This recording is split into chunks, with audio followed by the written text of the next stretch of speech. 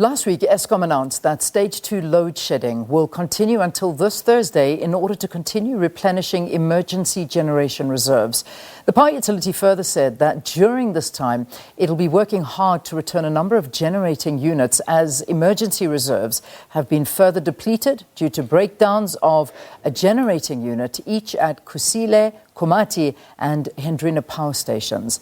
In August, the Department of Mineral Resources and Energy gazetted the amended Schedule 2 of the Electricity Regulation Act 4 of 2006 to increase the threshold for embedded generation from the current 1 megawatt to 100 megawatts, allowing independent power producers to generate up to 100 megawatts of electricity without having to obtain a license from the National Energy Regulator. But to talk to us about the current energy program interventions and how this will ease load shedding and perhaps provide communities with adequate electricity supply, we are joined by Professor Hartmut Winkler, who is a professor of physics at the University of Johannesburg. Professor, great to have you. Thanks very much for being with us. Morning. So we're currently on stage 2 load shedding. We've been told this is going to go until Thursday, but who knows? We never know. We live at the behest of the load shedding schedule. Are we ever going to see the end of load shedding in this country? Not in the immediate future. In fact, I'm surprised that we haven't had any for the last 2.5 months. But we're in a situation where we've got a lot of old power stations. And just as with cars, if you have a fleet of a lot of old cars, they are going to break down more often. And the situation at the moment is that something like half of our coal power stations, and the coal power stations are making up the bulk of our generating capacity at the moment, have been down. And whenever something like that happens, and that tends to be a random sort of thing, you never really know when your car is going to break down. And every now and then you might find that if you have a fleet of 100 cars, that 20 have broken down, other times only maybe 5 are. But the older your fleet, the more that's going to happen. So for the next few years, I'm afraid this is more or less the picture we're going to be seeing. And there's not very much that can happen about this. We just need some sort of new power to replace the power that's now no longer available regularly. And that's really where the issue is. But even with all the best intentions, if you want to start building a whole lot of power stations now, they're not going to be up and running tomorrow. No. So we are to have to deal with this for a while still. I mean, we had to, we had to be patient with the building of Kusile and Madupi, and we see what happened there. I mean, design defects, yes. They're always breaking down. I mean, this is the problem we're going through now, and all other power stations that we've got here in the country are, over 41 years old at least, and they've not been maintained. So we're in a very dire situation when it comes to electricity, but this is not a conversation that just started overnight. I mean, we're almost sort of tired of having this conversation, but it is with us and it is getting worse. So what needs to be done? Well, I think at the moment, the best thing one can do, yes, well, you've mentioned that with this embedded power. So those people that have got money are probably going to increasingly put up some sort of solar panels on their rooftops. Smaller organizations like companies, mines, shopping malls and so on, are putting up panels on their roofs. That's already been happening, and it's probably going to happen even more. Some municipalities are wanting to make themselves self-reliant so that they don't need rely on Eskom power, at least on a full-time basis anymore. I think this is going to happen more and more. But as far as the broader country is concerned, the country has got a plan which is supposed to assure that we know what to do next, what to build and so on. It's called the Integrated Resource Plan for Electricity. The current one that's in existence was gazetted 2 years ago. And this plan is supposed to be updated regularly, every 2 years. And we can see why, because the developments in electricity and energy are happening so fast that you really need to rethink everything quite regularly. But I don't see this happening. We're almost now at the end of 2021. I don't see a revised plan. So at the moment, if we can at least stick to the current plan, it would already be better. But we're already behind schedule there too. According to the current plan, by the beginning, sometime next year, we were supposed to get a whole lot of new solar and wind power stations online. But we're only announcing who has been the successful bidders for that.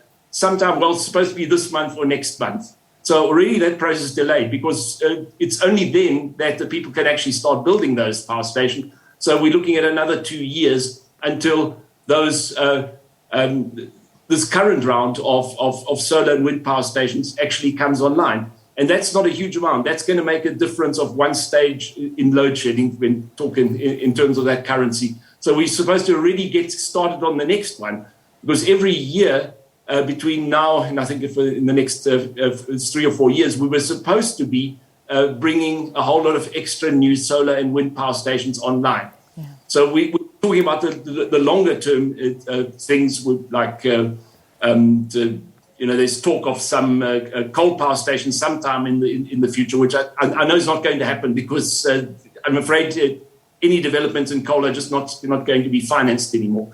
So if at least the country could stick to its current plan and start now initiating the process of revising this plan, that would already help a lot. But I'm not seeing that. We're seeing a lot of delays. We hear a lot of arguments about whether the Ministry of Mining and Energy is actually interested in solving this problem.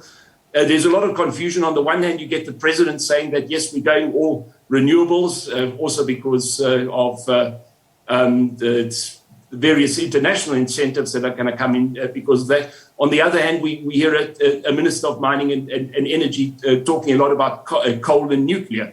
So at the moment, we're not really seeing. There seems to be some sort of a disjuncture at the top. The president was very clear. He said, yes, we need to build more solar and wind power plants for a variety of reasons.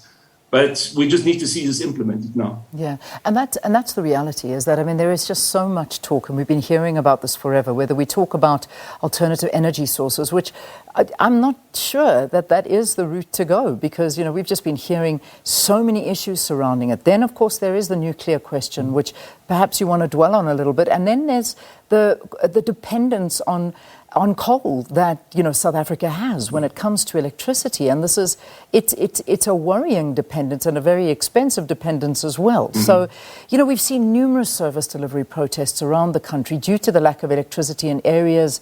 I mean, I'll just take my area for instance. There are households that are going on now for 9 days without electricity, but that's nothing compared to other areas that have much longer periods of no electricity. I mean, in Soweto, for instance, this is an ongoing issue. And we saw the president during his campaign trails assuring communities that government is attending to the issue.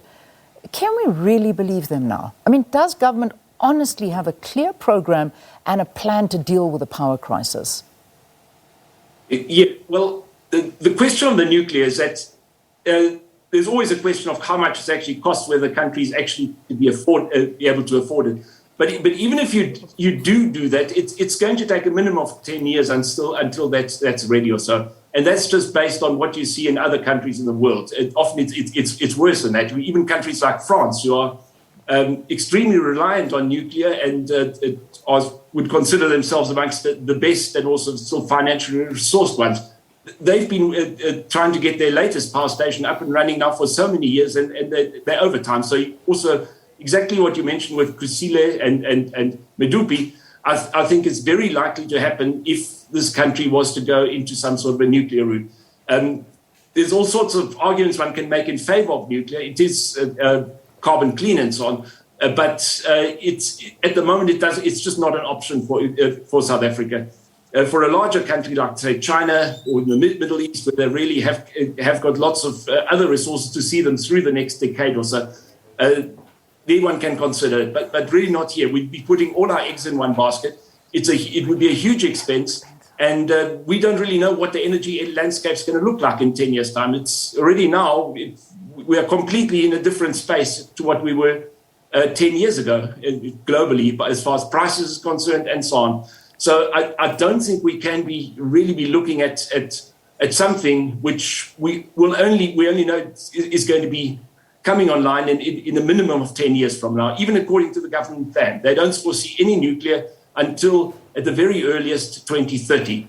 So we need to be looking at, yes, and as far as coal is concerned, we are one of the countries in the world that has the highest percentage of coal power. And yes, traditionally, yes, coal was cheap. There was lots of it around here. So at one point, it made sense to develop those. But we're just now living in a different world. And if we continue going extensively into coal, we're just simply going to fall foul to all sorts of trade laws and extra tariffs that are likely to be imposed as a result of just the global initiatives to try and bring down coal reductions. We already considered one of the worst polluters when it comes to coal. And we just don't want to be there, and we don't have to be. We're very with both wind and solar. There's a lot available here. We can do a lot better than many countries, especially in the Northern Hemisphere, where they have much less of those resources, but are still a much larger fraction of renewables to what we have now. So, but isn't that a very, when we look about, just a quick one on renewable energy. I mean, of course, it's been considered, and we know that, we see the advantages when it comes to the environment, but the cost of renewable, again, that is something that is very expensive. And I mean, does government really have enough funds? And, this technology is still very dominated by foreign companies. No, renewables used to be expensive. It's the price is just going down all the time. So here again, it would be very interesting to see what kind of prices the successful bidders of this latest round are going to come up with. I suspect it's going to be possibly something of the order of between 10 and 20% to what we were paying for the same sort of thing back about 7-8 years ago. So the problem with renewables is that if you want to install it in your own home, yes, it's a big upfront payment. So you will need it will cost you more than most households in this country can afford right now. But yes, after that you've got the power. So but if you do it on a slightly larger scale on that, you can certainly bring down the cost. And I know Eskom doesn't even need to go. They can outside. They can also be investing a bit more of their own power, and they're doing that. If one looks at their plans for some of the coal power stations which are going to be closed down, that's where they would have to set up some solar plants. So the cost is nowadays considered to be one of the big advantages of solar and wind. The disadvantage is the intermittency. That's really the only thing which is holding back the world from going practically completely renewables. Yeah. So just a final question for you. I mean, preferred bidders for the risk mitigation independent power procurement program. So that's one of the things to look at, form a combination of a range of technologies that include solar, wind, liquefied natural gases, and the likes, battery storage. They were recently announced by the Minister of Mineral Resources and Energy. So, the first power from these projects will be connected to the grid from August 2022. I mean, what do you think? Again, let me get your views on this one. I mean, as you say, yes. I don't think it's going to ease any power outages or shortages here in the country, yes. But what will this do? Yes, well, let's bear in mind that this was for emergency power. So this was not really part of the normal program. This was for emergency power. It was initiated something like over 2 years ago. So if we're talking about bringing emergency power on in 3 years, that's more or less what you do with the typical kind of a renewables exercise like the one that's going to be announced quite soon. As far as this emergency power is concerned, here too, the problem is that you want the conditions to be such that it can be produced at almost any time. And that puts up the price enormously. So this, the projects, both it's dominated by this car power ship gas program, but apart from that, there's a couple of solar and wind projects, but those will only work in conjunction with gas, because if you want solar and wind to be producing effectively at all hours, you need something as a backup for when the sun is not up and the wind's not blowing. And that's where that aspect becomes expensive. That's why those projects are more expensive than they should be. And therefore, the emergency power projects, they shouldn't be running for 20 years. They should be running for a much shorter period than that. Instead, and it's already mired in all sorts of controversy and delays. So that in the end was a bad idea. And as you say, at the earliest, we're going to get this in 2020. Now, that again isn't going to make a huge difference. It's going to make a difference of about 2 load shedding stages, if it ever comes to fruition. All right, so Prof, we leave this interview with the thought that we're still in big trouble when it comes to electricity, and there's a lot of work that needs to be done. So, yeah, we're with this for quite some time, which is not it's not what people want to hear, but it is the reality. Professor Hartmut Winkler, thank you very much for talking to us. He's, of course, a professor of physics at the University of Johannesburg. The country's energy crisis and its continuing load shedding is going nowhere, unfortunately.